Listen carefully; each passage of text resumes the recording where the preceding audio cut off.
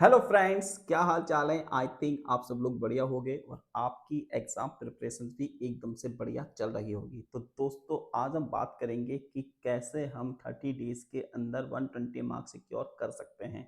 ठीक है, क्योंकि अब आपके एग्जाम में यहाँ पे 30 डेज का ही समय रह गया है और इन 30 डेज को हम यहाँ पे किस तरीके से यूटिलाइज करें कि आपके जो मार्क्स हैं वो दोस्तों आपके 120 आ पाए। ठीक है, तो उसके बारे में दोस्तों हम यहाँ पे थोड़ी सी आज बात करने वाले हैं। तो चलिए फिर सेशंस को हम आगे बढ़ाते हैं और देखते हैं कि हम 120 मार्क्स यहाँ पे कैसे लेके आ सकते हैं। तो दोस्तों, इसके लिए सबसे पहले तो आपको ये समझना होगा कि हमारे जो लास्ट एग्जाम्स में उसमें किस सब्जेक्ट से कितने नंबर ऑफ क्वेश्चंस आए हुए हैं। तो अगर दोस्तों आप यहाँ पे देखेंगे तो यहाँ पे आप देखोगे दोस्तों कि ये मैंने यहाँ पे दोस्तों दिसंबर 2024 तक का पेपर एनालिसिस लिया है। तो उसमें भी दोस्तों हम लास्ट 3 पेपर के बारे में डिस्कस करते हैं। तो दिसंबर 2023 के बारे में डिस्कस करते हैं, फिर 2024 है और फिर दोस्तों आपका 2024 दिसंबर है। तो आप देखेंगे मैथमेटिकल फिजिक्स के दोस्तों 9 क्वेश्चन आपके 2023 में आए हुए हैं, 24 में दोस्तों 9 क्वेश्चन है, फिर दिसंबर 24 में आपके 7 क्वेश्चन है। तो नियर अबाउट दोस्तों यहाँ आपका अगर हम एवरेज की बात करते हैं तो 9 क्वेश्चन आपके मैथमेटिकल फिजिक्स से आते हैं। उसी तरीके से दोस्तों अगर हम क्वांटम मैकेनिक्स की बात करते हैं तो 11 क्वेश्चन आपके दिसंबर 2023 में आए हुए हैं, जून 2024 में 11 क्वेश्चन है और दिसंबर 2024 में दोस्तों आपके 9 क्वेश्चन है। तो इससे दोस्तों आपको ये चीज़ पता लग जाती है कि हमको किस सब्जेक्ट को कितना यहाँ पे वेटेज देना चाहिए, कितना उसको अपने स्टडी में और सेल्फ स्टडी में यूटिलाइज करना चाहिए। अगर दोस्तों आप उससे बोलोगे तो मैं आपको यहाँ पे टॉपिक वाइज भी बता दूंगा कि किस टॉपिक से पार्ट बी में कितने क्वेश्चंस आए हैं और पार्ट सी में दोस्तों कितने क्वेश्चंस आए हैं। तो अगर आप टॉपिक वाइज भी चाहते हो तो आप मेरे को कमेंट करके बता दीजिए, मैं आपको टॉपिक वाइज भी पेपर एनालिसिस करके दे दूंगा। ठीक है, अब दोस्तों हम बात करते हैं कि सर हम 30 डेज में क्या क्या चीज़ों को यहाँ पे करें। तो उसके बाद में अभी मैं यहाँ पे बात करूँगा थोड़ी सी देर में।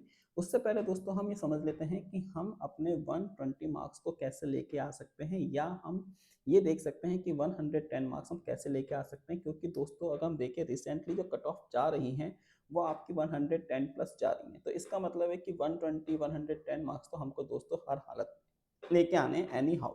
तो दोस्तों उसके लिए हम क्या करेंगे? तो उसके लिए दोस्तों सबसे पहले तो आपको ये पता होना चाहिए कि पार्ट ए हमारा जो होता है, पार्ट बी जो हमारा होता है और जो पार्ट सी होता है। इसमें आपको पता है कि पार्ट ए में आप मैक्सिमम नंबर ऑफ क्वेश्चंस कितने कर सकते हो दोस्तों? 15 क्वेश्चन हम यहाँ पे कर सकते हैं, है ना।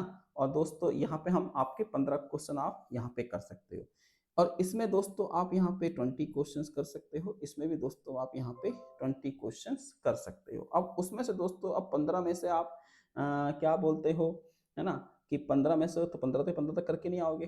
तो आप क्या करते हो, 15 में से अगर मान लीजिए 10 क्वेश्चन में इसमें कर लेता हूँ, 10 क्वेश्चन में इसमें कर लेता हूँ और 10 क्वेश्चन में इसमें कर लेता हूँ। मैं यहाँ पे आपको बता रहा हूँ, हम 10-10 क्वेश्चन को यहाँ पे लेके चलते हैं। अब ऐसा नहीं है कि कोई 10 क्वेश्चन पार्ट ए में कर लेगा, कोई 10 क्वेश्चन पार्ट बी में कर लेगा, कोई 10 क्वेश्चन पार्ट सी में कर लेगा। ऊपर नीचे दोस्तों आप अपने अकॉर्डिंग यहाँ पे सेट कर सकते हो, लेकिन हम यहाँ पे एक मोटा मोटा आइडिया ले रहे हैं कि अगर 10-10 क्वेश्चन में भी सभी पार्ट में करता हूँ तो दोस्तों अब आप देखोगे यहाँ पे क्या होगा। भाई ये क्वेश्चन आपके 2 मार्क्स का आता है, ये क्वेश्चन 3.5 मार्क्स का आता है, ये क्वेश्चन दोस्तों आपको 5 मार्क्स का आता है। तो यहाँ पे अगर आप इसको मल्टीप्लाई करोगे किससे, 10 से।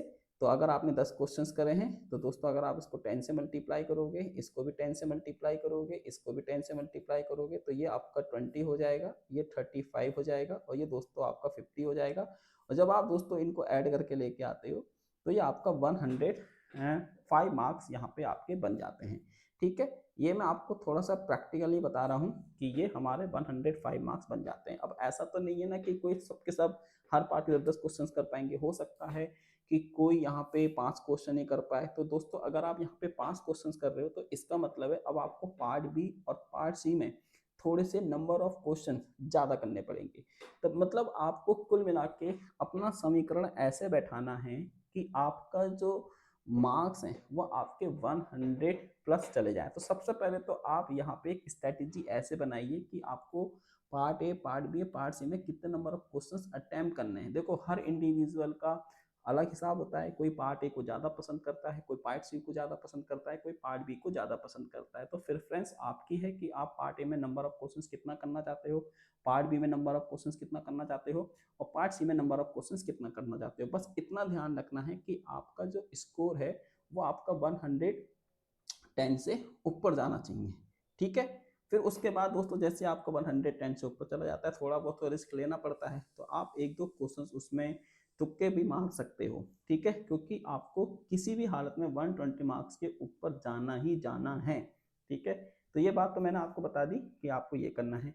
उसके बाद है दोस्तों कि हम यहाँ पे अब जो आपने स्ट्रेटेजी बनाई कि पार्ट ए में आप इतने नंबर ऑफ क्वेश्चंस करोगे, पार्ट बी में आप इतने नंबर ऑफ क्वेश्चंस करोगे, पार्ट सी में आप इतने नंबर ऑफ क्वेश्चंस करोगे, जिससे कि आपका जो स्कोर है वो 100 प्लस हो जाए, ठीक है। अब आपको क्या करना है डेली लाइफ में, मतलब डेली रूटीन में आपको क्या करना है, तो दोस्तों डेली रूटीन में अब देखो 30 दिन का समय बचा है, 9 हमारे पास यहाँ पे सब्जेक्ट होते हैं इंक्लूड विद, अगर हम यहाँ पे एप्टीट्यूड को भी इंक्लूड कर ले 10 सब्जेक्ट हो जाते हैं, ठीक है। तो दोस्तों अगर आपके पास यहाँ पे 9 सब्जेक्ट है, मैं आपसे कह रहा हूँ 30 दिन का समय बचा है दोस्तों आपके पास, और आपके पास यहाँ पे दोस्तों 9 सब्जेक्ट है, मैं यहाँ पे एप्टीट्यूड की बात अभी नहीं कर रहा हूँ, तो दोस्तों आप क्या करोगे कि 3 सब्जेक्ट्स आपको पर डे दोस्तों यहाँ पे करने ही करना है, 3 सब्जेक्ट्स पर डे। यहाँ पे दोस्तों किसी भी हालत में आपको 3 सब्जेक्ट पर डे करना ही पड़ेगा, तभी दोस्तों आप यहाँ पे अपने 9 सब्जेक्ट कवर कर पाओगे, है ना। अब दोस्तों ये जो 3 सब्जेक्ट पर डे हैं, तो आप इनको क्या कर सकते हो, 2-2 घंटे के ब्रेक में आप यहाँ पे इसको कर सकते हो, मतलब एक सब्जेक्ट को 2 घंटे, दूसरे सब्जेक्ट को 2 घंटे और तीसरे सब्जेक्ट को दोस्तों 2 घंटे। मैं 2 घंटे की बात इसलिए कर रहा हूँ क्योंकि दोस्तों ऐसा तो नहीं है कि आप एग्जैक्ट 2 घंटे ही पढ़ोगे, हो सकता है कि आप, है ना, 1.5 घंटा पढ़ो, हो सकता है कि आप 1 घंटा पढ़ो, लेकिन दोस्तों आपको यहाँ पे ध्यान रखना है कि 2 घंटे की मिनिमम पढ़ाई आपको करनी है, मैक्सिमम हो जाए वो अलग बात है, 2 घंटे की मिनिमम स्लॉट लेके आप लोग चलिए, ठीक है। उसमें क्या होता है कि शुरू के 30 मिनट आप रिवीजन कर लीजिए, और लास्ट के जो 1.5 आवर्स हैं, 1.5 घंटा है, उसमें आपको नई चीज़ पढ़िए, नए क्वेश्चंस करिए, तो जिससे कि आपकी रिवीजन भी हो जाएगा और आपकी प्रैक्टिस भी हो जाएगी। तो 2 घंटे हर सब्जेक्ट को दोस्तों आपको देना कंपलसरी है, ठीक है। और इसको दोस्तों आप इस तरीके से डिस्ट्रीब्यूट कर सकते हो कि 2 इजी सब्जेक्ट, एक टफ सब्जेक्ट। सपोज करो कि आप यहाँ पे क्वांटम मैकेनिक्स पढ़ रहे हो, और आपको पता है क्वांटम मैकेनिक्स एक टाइम कंज्यूमिंग सब्जेक्ट है, तो दोस्तों इसके साथ आप न्यूक्लियर लगा सकते हो, क्योंकि न्यूक्लियर पढ़ना क्वांटम के साथ बढ़िया रहेगा, है ना, ज़्यादा स्ट्रेस भी नहीं आएगा। और दोस्तों एक सब्जेक्ट आप इसके साथ यहाँ पे एटॉमिक ले सकते हो, सॉलिड स्टेट फिजिक्स ले सकते हो, जो भी आपकी चॉइस है। तो आप कॉम्बिनेशन को ऐसा बनाइए कि एक लाइट सब 2 लाइट सब्जेक्ट हो और एक आपका दोस्तों थोड़ा सा हार्ड सब्जेक्ट हो, जिससे कि आपको पढ़ने में परेशानी नहीं होगी। नहीं तो क्या होगा कि अगर मान लीजिए आपने क्वांटम ले लिया और एएमटी ले लिया, भाई तो क्वांटम एएमटी दिमाग खराब कर देंगे तुम्हारा। एएमटी में भी बहुत सारे फॉर्मूले हैं, क्वांटम के अंदर ही बहुत सारे फॉर्मूले हैं, तो फिर आपके अंदर फ्रस्ट्रेशन आ जाएगी, आप डिमोटिवेट हो जाओगे और फिर आप स्टडी करना ही बंद कर दोगे। तो इससे अच्छा यह है कि आप एक टफ सब्जेक्ट पढ़िए और उसके साथ 2 ईजी सब्जेक्ट को लेके चलिए, जिससे कि आपकी प्रिपरेशन अच्छी हो पाए और आपके अंदर कॉन्फिडेंट भी बिल्ड हो पाए, ठीक है। तो ये आप करेंगे, इसको आप अच्छे से कीजिए। उसके बाद दोस्तों साथ में आपको क्या-क्या करना है, ये भी मैं आपको बताता हूँ। तो कुछ मैं आपको यहाँ पे टिप्स देना चाहता हूँ। तो टिप्स दोस्तों कुछ इस तरीके के हैं कि आप यहाँ पे प्रीवियस ईयर क्वेश्चंस लगाइए, जितने हो सके उतने प्रीवियस ईयर क्वेश्चंस लगाइए, जितने हो सके उतने प्रीवियस ईयर क्वेश्चंस लगाइए, लेकिन इनके ऊपर डिपेंड नहीं होना कि यही क्वेश्चंस एग्जाम में आएंगे। इससे दोस्तों बस आपको आइडिया मिलता है। अगर कोई प्रीवियस ईयर क्वेश्चन नहीं हो रहा है तो उसको छोड़ दो, क्योंकि उसके पीछे मत पड़ो। पता चला गूगल सर्च कर रहे हो, यहाँ पे सर्च कर रहे हो, वहाँ पे सर्च कर रहे हो, क्वेश्चन नहीं हो पा रहा है, फिर भी आप उसके पीछे लगे हो, 1 दिन बर्बाद, 2 दिन बर्बाद, 3 दिन बर्बाद। तो अगर कोई क्वेश्चन नहीं हो रहा है प्रीवियस ईयर का, छोड़ दो, क्योंकि वो दोबारा तो आएगा नहीं, है ना? तो छोड़ दो उसको। उसके बाद है दोस्तों मेक शॉर्ट नोट्स। अब इन 30 डेज में आप अच्छे से नोट्स बनाइए और केवल नोट्स में वही चीज़ लिखिए जो दोस्तों आप बार-बार भूल जाते हो, क्योंकि नोट्स का मतलब यही होता है जिस चीज़ को हम भूल जाते हैं उसको नोट करना। पूरी की पूरी बुक किताब आपको नोट्स में नहीं लिखनी है, आपको लंबे-लंबे नोट्स नहीं बनाने हैं, क्योंकि ये वही नोट्स होंगे जब आप एग्ज़ाम से 1 हफ्ते पहले या 3 दिन पहले पढ़ोगे, तो जितना कंसाइज़ वे में आपके नोट्स होंगे, उतना ही ज़्यादा आपको दोस्तों फ़ायदा होगा, ठीक है? तो ये आपको ध्यान रखना है कि सब कुछ नहीं लिखना है नोट्स के अंदर, केवल वही चीज़ लिखिए जो very, very, very, very important है या जिसको आप बार-बार, बार-बार, बार-बार भूल जाते हो। उसके बाद है दोस्तों प्रिपेयर एप्टीट्यूड। एप्टीट्यूड को भी बिल्कुल भी इग्नोर नहीं करना है। लोग को क्या लगता है कि हम तो फिजिक्स के स्टूडेंट हैं, हम तो साइंस बैकग्राउंड के स्टूडेंट हैं, एप्टीट्यूड तो हम कर ही लेंगे। नहीं भाई, थोड़े से एप्टीट्यूड की प्रैक्टिस करिए, क्योंकि वहाँ पे जब आपके सामने क्वेश्चन आएगा तो वो क्वेश्चन आपको नया-नया सा लगता है और फिर आप उस क्वेश्चन को समझने में ही टाइम वेस्ट कर देते हो। तो अगर आप एप्टीट्यूड पढ़ते हुए चलोगे तो एटलीस्ट आपको वहाँ पे क्वेश्चंस में दिमाग नहीं खपाना पड़ेगा। आता होगा करोगे, नहीं आता होगा छोड़ोगे, ठीक है। उसके बाद है दोस्तों ट्रिक फॉर मेमोराइजेशन। दोस्तों कुछ ट्रिक्स बनाइए चीज़ों को याद करने के लिए, क्योंकि देखो फिजिक्स का पेपर है तो हर क्वेश्चन को वहाँ बैठ के तो आप सिंप्लीफाई नहीं कर सकते, क्योंकि बहुत सारी कैलकुलेशंस होती हैं हर क्वेश्चंस में। तो कुछ क्वेश्चंस को दोस्तों आप इस तरीके से यहाँ पे डिजाइन करिए, इस तरीके से यहाँ पे अपनी मेमोरीज के अंदर रखिए कि जैसे ही वो दिखते हैं उसको आप टिक लगाइए। जैसे हो सकता है कि आपको बोल्ट्जमैन कांस्टेंट कुछ आप शॉर्ट फॉर्म बनाइए, जिससे कि आप चीज़ों को यहाँ पे इजिली याद रख पाओ।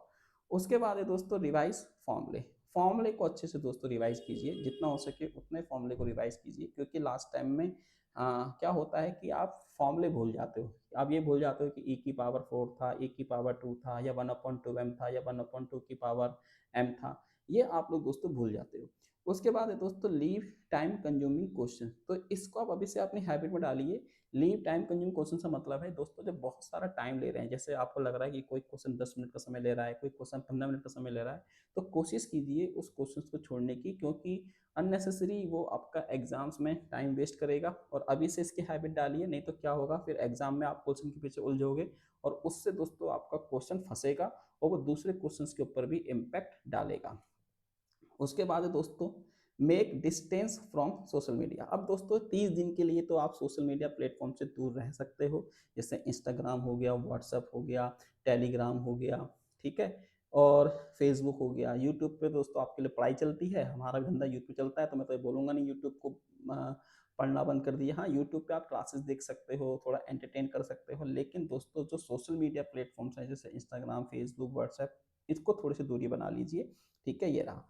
और साथ में दोस्तों इन 30 डेज के अंदर आपको यहाँ पे पैनिक नहीं करना है, हाइपर नहीं करना है, क्योंकि जैसे जैसे क्या होता है दिन पास आते जाते हैं, हमारा टेंशन बढ़ जाता है, एंजाइटी बढ़ जाती है, डिप्रेशन होने लगता है, हम हाइपरनेस की तरफ जाने लगते हैं, और हमको लगता है कि हमको प्रिपरेशन नहीं करी है, हमको कुछ नहीं आता है, और उसी चीज़ के चक्कर में हमारा दोस्तों पेपर यहाँ पे बिगड़ जाता है। तो ये पॉइंट्स आप यहाँ पे नोट कीजिए, है ना, जिससे कि आपकी हेल्प होगी इस एग्जाम्स को दोस्तों क्लियर करने में। तो ठीक है दोस्तों, आई होप आपको ये चीज़ समझ में आ गई होगी कि आपको क्या करना है और क्या नहीं करना है। अब दोस्तों लास्ट में अगर आपने यहाँ तक वीडियो देखा है तो आपको एक जानकारी और देना चाहता हूँ कि अगर आप यहाँ पे CSN नेट एग्जाम्स की प्रिपरेशन कर रहे हो और जून एग्जाम्स आपका टारगेट है, दिसंबर के बारे में आप इतना नहीं सोच रहे हो, लेकिन जून एग्जाम जून 2026 के बारे में आप सोच रहे हो, और आप ऐसे फ्री कोर्सेज के बारे में सोच रहे हो जो आपको बिल्कुल फ्री में अवेलेबल हो, है ना, और उसमें पूरा का पूरा एंटायर सिलेबस कराया गया हो, तो दोस्तों आप मेरे इन कोर्सेज को देख सकते हो। प्लेलिस्ट में आपको ये सारे कोर्सेज मिल जाएंगे जो कि फ्री ऑफ कॉस्ट है, मेरे यूट्यूब पे पड़े हुए हैं। तो जिसमें आपको दोस्तों मैथमेटिकल फिजिक्स के लेक्चर्स मिल जाएंगे, ठीक है, और मैंने यहाँ पे सबके लेक्चर्स भी लिखे हुए हैं, किसके कितने कितने लेक्चर्स हैं। तो इसमें दोस्तों अभी मैंने 4 कोर्सेज डिजाइन करे हैं। क्लासिकल मैकेनिक्स के ऊपर मैं काम कर रहा हूँ, फिर उसके बाद दोस्तों हम quantum mechanics, thermodynamics, statistical physics, ठीक है, SSP, इन सब के ऊपर भी दोस्तों हम लोग काम करेंगे। तो जून तक का आपको दोस्तों सारा मटेरियल मेरे यूट्यूब के ऊपर मिल जाएगा, आपको कहीं से कोई रिकॉर्डेड कोर्स खरीदने की ज़रूरत नहीं पड़ेगी, ठीक है दोस्तों। तो इसको जाइए और लीजिए। और अगर दोस्तों, है ना, आप मेरे साथ यहाँ पे कनेक्ट करना चाहते हो, आपको लगता है कि आपके पास कुछ क्वेरी है, कुछ आपके पास यहाँ पे दोस्तों डाउट हो, तो आप मुझसे यहाँ पे कनेक्ट कर सकते हो। ये मेरा व्हाट्सएप और टेलीग्राम का दोस्तों मतलब ग्रुप है। आप इनको मोबाइल से स्कैन करके मेरे को यहाँ पे ग्रुप में ज्वाइन कर सकते हो, ठीक है दोस्तों। तो चलिए फिर आप सभी लोगों को यहाँ पे ऑल दी बेस्ट है, मिलते हैं आपसे आने वाले क्लासेस में। तब तक के लिए thank you, keep learning and दोस्तों बाय बाय।